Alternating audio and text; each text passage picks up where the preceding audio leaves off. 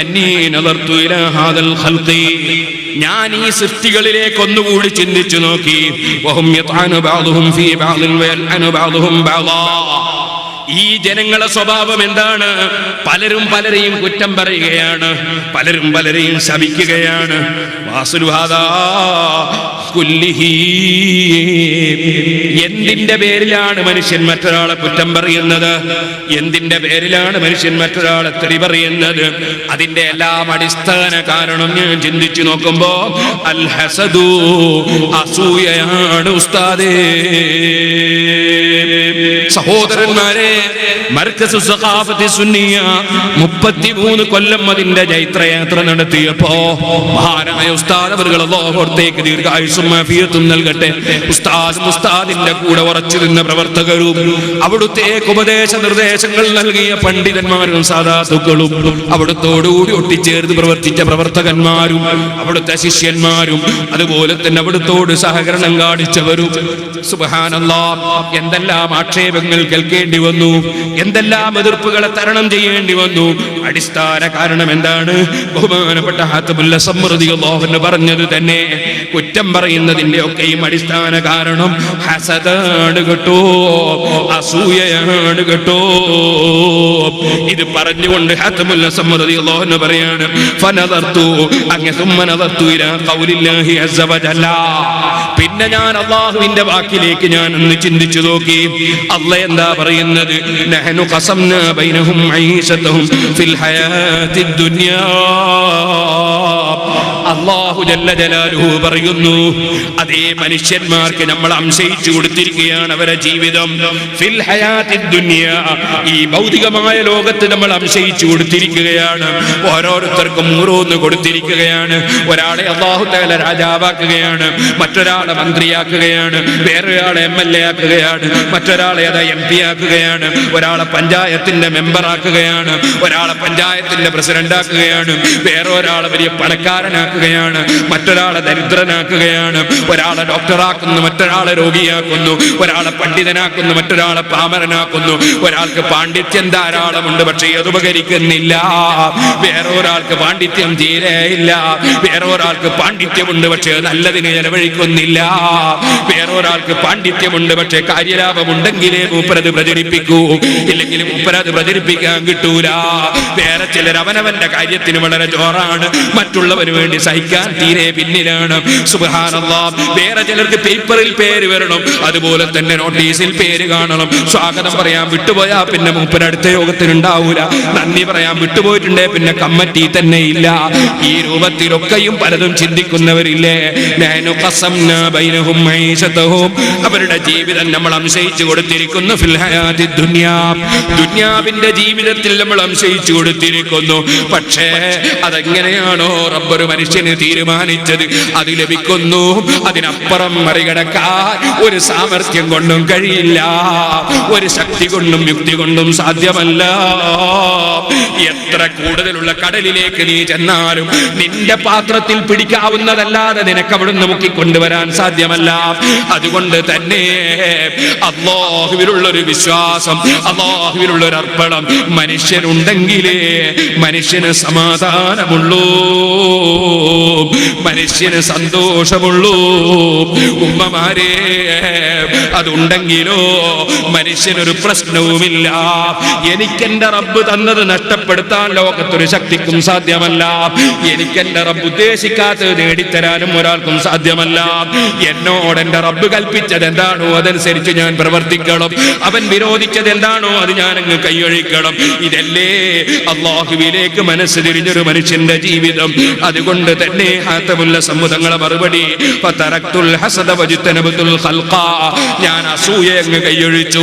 ആർക്ക് എത്ര ഉണ്ടായാലും എനിക്ക് ഏതാ സന്തോഷമാണ്, എനിക്കൊരു വിരോധവുമില്ല.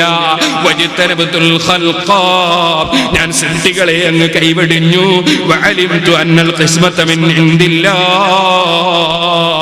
എല്ലാ വിഷയങ്ങളും അല്ലാഹുവിങ്കൽ നിന്നാണെന്ന് ഞാൻ അങ്ങ് ഉറപ്പിച്ചു.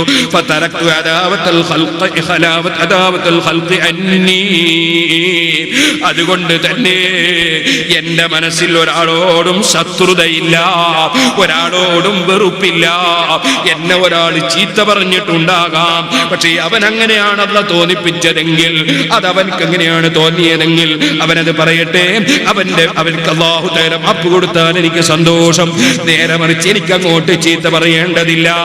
എന്നെ ഒരാൾ കല്ലെടുത്തെറിഞ്ഞിട്ടുണ്ടാകാം, പക്ഷേ അവനെ തിരിച്ച് കല്ലെടുത്തെറിയേണ്ട ആവശ്യം എനിക്കില്ല. കാരണം അവന് പറ്റിയ ഒരു അബദ്ധമാണത്. അല്ലാഹു അവനെ നന്നാക്കിയാൽ എനിക്ക് സന്തോഷം. ഓ മുഅ്മിനീങ്ങളെ, നിങ്ങൾ കണ്ടില്ലേ ബഹുമാനപ്പെട്ട ഹംസത്തുൽ കറാർ റളിയല്ലാഹു അൻഹു സയ്യിദുശ് ശുഹദാ ആണത്. അതേ ഈ പരിശുദ്ധ ദീനുൽ ഇസ്ലാമിന്റെ പ്രചരണത്തിന് വേണ്ടി അതേ സ്വന്തം ശരീരം സംഭാവന ചെയ്ത ശുഹദാക്കളിൽ ഏറ്റവും മേലെയുള്ളവരാണ്. സുബ്ഹാനല്ലാഹ്, സ്വന്തം നെഞ്ഞ് പോലും ശത്രുക്കൾ കുത്തിപ്പൊട്ടിച്ച് കരള് പിടിച്ചു വലിച്ച് പുറത്തേക്കിട്ട് ചവച്ചു തുപ്പിയില്ലേ? പക്ഷേ ആ മഹാനായ ഹംസത്തുൽ കറാർ റളിയല്ലാഹു അൻഹു സ്വർഗ്ഗത്തിൽ കടക്കുന്നു. അതേ സ്വർഗ്ഗത്തിൽ തന്നെ അതാ ഹംസ റളിയല്ലാഹു അൻഹുവിനെ കൊന്ന വഹ്ശി റളിയല്ലാഹു അൻഹുവും സ്വർഗ്ഗത്തിൽ കടക്കുന്നു. സുബ്ഹാനല്ലാഹ്, കൊല്ലപ്പെട്ട ശഹീദായ ഹംസ റളിയല്ലാഹു അൻഹുവും അതേ സമയത്ത് തന്നെ വഹ്ശി റളിയല്ലാഹു അൻഹു സ്വർഗ്ഗത്തിൽ കടക്കുമ്പോ ഹംസ റളിയല്ലാഹു അൻഹുവിന്റെ മനസ്സിൽ വല്ല വിഷമവും തോന്നുമോ? ഒരു വിഷമവും തോന്നുന്നില്ല, സന്തോഷമാണ്. എന്തേ കാരണം? എന്തിനായിരുന്നു ഹംസ മരിച്ചത്? ഹംസത്തുൽ കറാർ റളിയല്ലാഹു അൻഹു ചിന്തിക്കുകയാണ്, ഞാൻ എന്തിനായിരുന്നു ഷഹീദായി മരിച്ചത്? ഞാൻ ഷഹീദായി മരിച്ചത് അതാ ലാ ഇലാഹ ഇല്ലല്ലാഹ് മുഹമ്മദുർ റസൂലുള്ളാഹ് എന്ന റബ്ബിന്റെ കലിമത്ത് ഉന്നതമായി നിൽക്കാനാണ്, അതിവിടെ പ്രചരിക്കാനാണ്, അല്ലാഹുവിന്റെ ദീനിലേക്ക് ജനങ്ങൾ കടന്നു വരാനാണ്. അതിനു വേണ്ടി വെട്ടും കുത്തും കൊണ്ട് മരിച്ച ഞാൻ ഇവിടെ എത്തി നോക്കുമ്പോൾ അൽഹംദുലില്ലാഹ് എന്റെ പ്രവർത്തനം മുതലായിരിക്കുന്നു, എന്റെ പ്രവർത്തനം അതാ ഫലവത്തായിരിക്കുന്നു. എന്നെ കൊന്നുകളഞ്ഞ മനുഷ്യനും കൂടി എന്റെ ആശയത്തിൽ എത്തിച്ചേർന്നിട്ടുണ്ട്. എന്നെ നേരത്തെ കൊന്നുകളഞ്ഞ മനുഷ്യനും കൂടി ഇപ്പോൾ എന്റെ ആശയത്തിൽ എത്തിച്ചേർന്നിട്ടുണ്ട്. അൽഹംദുലില്ലാഹ്, ഞാൻ ഷഹീദായത് സന്തോഷം തന്നെ. കടക്കട്ടെ, എന്നെ കൊന്നവനും സ്വർഗത്തിലേക്ക് കടക്കട്ടെ. ഹംസ റളിയല്ലാഹു അൻഹു ഏറ്റവും സന്തോഷിക്കുന്ന സമയം കൊന്ന അതാ വഹ്ശി റളിയല്ലാഹു അൻഹു സ്വർഗത്തിൽ കടക്കുമ്പോഴല്ലേ? മുസ്ലിമീങ്ങളെ, ആരോടും വൈരാഗ്യം നമ്മുടെ മനസ്സിലുണ്ടാകാൻ പാടില്ല, ഒരു ശത്രുതയും നമ്മുടെ മനസ്സിലുണ്ടാകാൻ പാടില്ല. നേരത്തെ ഒരുപക്ഷേ വിവരക്കേട് കൊണ്ട് കൂക്ക് വിളിച്ചവരുണ്ടാകാം, നേരത്തെ വിവരക്കേട് കൊണ്ട് കല്ലെറിഞ്ഞവരുണ്ടാകാം, തെറ്റിദ്ധരിച്ചവരുണ്ടാകാം. ആ തെറ്റിദ്ധാരണകളൊക്കെയും അല്ലാഹു തിരുത്തി കൊടുത്ത് അവർക്കൊക്കെയും നല്ല വഴികൾ അല്ലാഹു കാണിച്ചു കൊടുത്താൽ അൽഹംദുലില്ലാഹ്, ആ ഒരു സന്തോഷമല്ലാതെ ഒരിക്കലും തന്നെ മനസ്സ് ശുദ്ധിയായ ഒരു മനുഷ്യന്റെ മനസ്സിൽ, അല്ലാഹുവിലേക്ക് മനസ്സ് തിരിഞ്ഞ ഒരാളെ മനസ്സിൽ ആരോടും അസൂയയില്ല, ആരോടും വൈരാഗ്യമില്ല. ആർക്ക് അല്ലാഹു തആല നിഅമത്ത് ചെയ്യുമ്പോഴും അവന് സന്തോഷമാണ്. ഞാൻ പല പ്രസംഗത്തിലും പറയാറുണ്ട്, തൊട്ടടുത്തുള്ള വീട്ടുകാരൻ നല്ല വീട് നിർമ്മിച്ച് അവിടെ ഇങ്ങനെ വീട് ഉഷാറാക്കി കൊണ്ടുവരികയാണ്. അയാൾക്ക് നല്ല സന്തോഷം, കാരണം എനിക്കത് കണ്ട് സന്തോഷിക്കാമല്ലോ, എന്റെ കണ്ണുകൊണ്ട് അത് നോക്കാമല്ലോ, എനിക്ക് എന്റെ വീട്ടിലിരുന്ന് കാണാമല്ലോ, വളരെ സന്തോഷം. അതിന് വിഷമമില്ല. സുബ്ഹാനല്ലാഹ്, ഒരാൾ വലിയ പണക്കാരനാകുന്നു നമ്മുടെ തൊട്ടടുത്ത് ആകട്ടെ, അൽഹംദുലില്ലാഹ്, അയാൾ വലിയ പണക്കാരനാകട്ടെ. നമുക്ക് എപ്പോഴെങ്കിലും മർക്കസിൽ അതാ 10 കരി വേണമെന്ന് പറയാലോ, അല്ലെ സിറാജുൽ ഒരു കരി വേണമെന്ന് പറയാലോ, അതിന് സാധിക്കുമല്ലോ, ഉണ്ടാകട്ടെ, സന്തോഷം. മുസ്ലിയാരെ 5 പൈസ കൊടുക്കാത്തവനാണ്, എത്ര ഉണ്ടായിട്ടും കാര്യമില്ല. ആയിക്കോട്ടെ, എന്നാൽ നമുക്ക് അയാളോട് 1 ലക്ഷം രൂപ കടം വാങ്ങാലോ, അയാൾ ഫ്രീ അല്ലേ തരാത്തത്, കടം വാങ്ങാലോ. 5 പൈസ കടവും കൊടുക്കൂല, അൽഹംദുലില്ലാഹ്, എന്നാലും ഉണ്ടാകട്ടെ, കാരണം അയാൾക്ക് നമ്മൾ കടം കൊടുക്കണ്ടല്ലോ.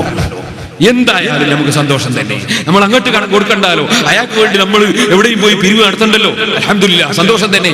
ഒരാൾക്ക് ഉണ്ടാകുന്നതിൽ അസൂയ പാടില്ല, എന്തുണ്ടായാലും അസൂയ പാടില്ല.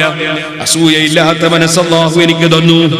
അങ്ങനെ അതാ ഞാൻ അല്ലാഹുവാണ് കൊടുക്കുന്നതെന്ന് ഉറപ്പിച്ചപ്പോ സൃഷ്ടികളിലേക്ക് എന്റെ ചിന്ത വെടിഞ്ഞു, എന്റെ മനസ്സിൽ അസൂയ അങ്ങ് നീങ്ങി.